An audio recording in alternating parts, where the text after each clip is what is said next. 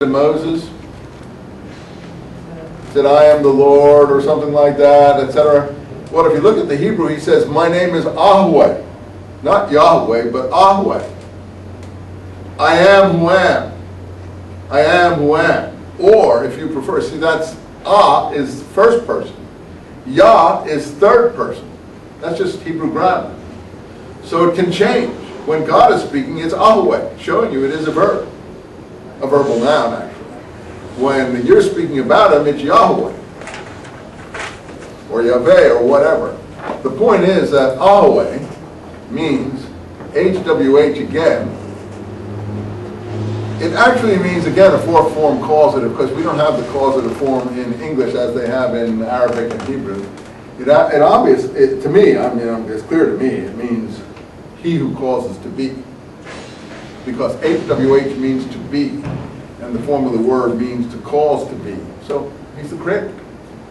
It's just their way of saying the creator. I know it sounds weird, but that's all it is. The creator of being.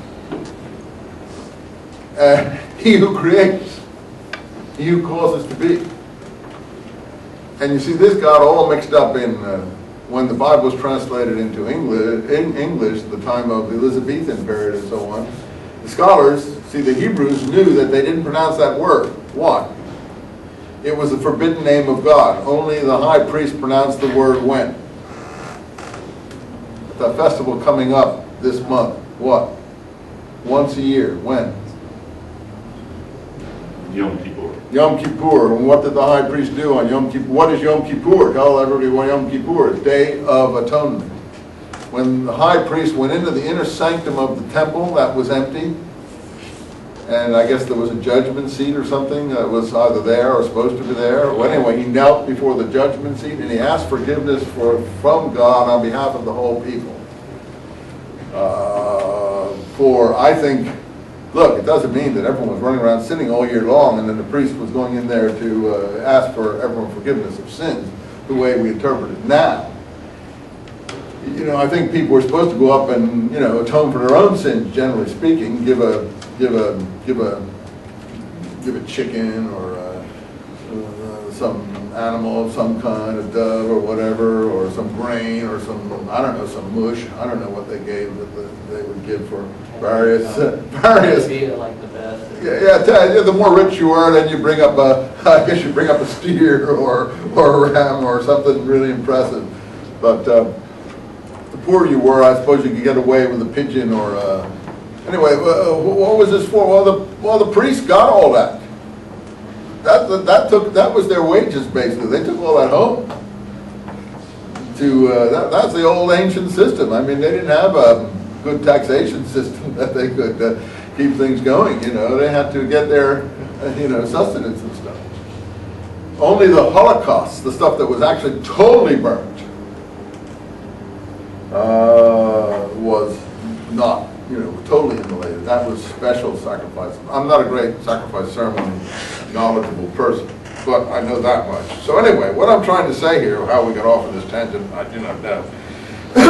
But the point is that, how did we get off on sacrifice? It must have been related to Yom Kippur. Oh yes, thank you very much. Yom Kippur. You got me back. Sawed myself off a limb and all my jokes back. Yeah, Yom Kippur, when the high priest went into the temple and pronounced the forbidden name of God.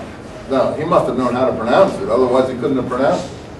Like Moses, an imitation of Moses in the tent of meeting in the desert.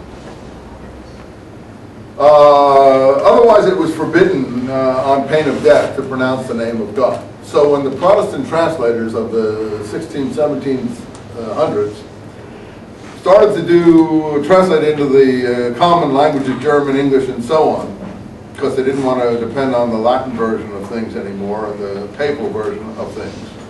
They went to the Hebrew Bible and they looked at it, and they didn't realize that by that time the Jews had put diacritical markings in the Bible. You know what diacritical markings are?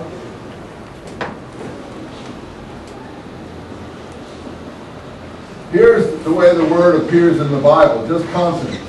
So they put, this isn't actually what they put, but they put little dots and dashes and things under the words to tell them how to pronounce that word, that were developed not way back then, but around the 10th century AD, or maybe a little earlier, maybe the 8th century AD. These diacritical marks were put in much, much later to help people who had forgotten how to pronounce words, pronounce the words.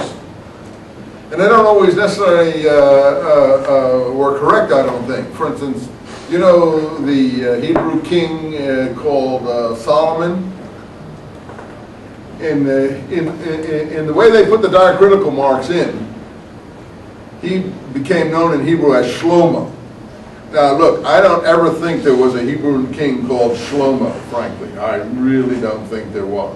But that's how their diacritical, or Samuel became Shmuel. No, I do not think so. I don't accept, maybe it's just my American ear.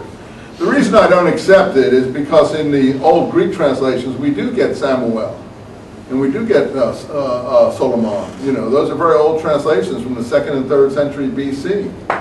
And so they must have had some era how these names sounded, and I don't think the rabbis of the 10th century knew what they were doing, in all cases. When they came up with names like Shlomo and Shmuel and some of those shlo sounds, you know, maybe, maybe not. They're just too, I don't think a king would have his name be so difficult to pronounce. That's just my own orneriness. You don't have to follow what I think.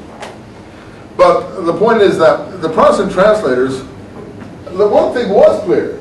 What the Jews put under here were diacritical marks not for the word Yahweh, since they knew they weren't to say Yahweh. They put the diacritical marks for the word Adonai.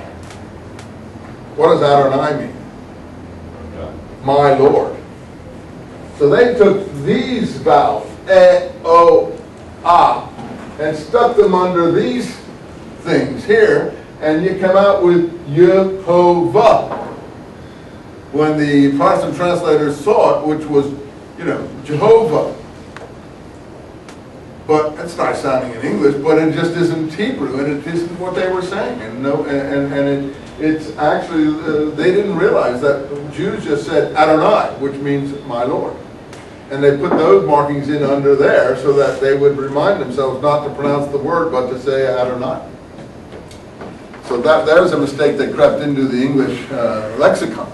I don't think Yahweh is any better. I don't know how they pronounced it. Maybe Yahoo, I'm not sure. That's why the Yahoo website always attracted me, because it was often Yirmiyahu.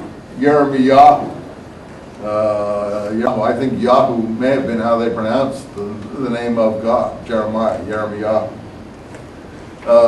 You know, Ishi.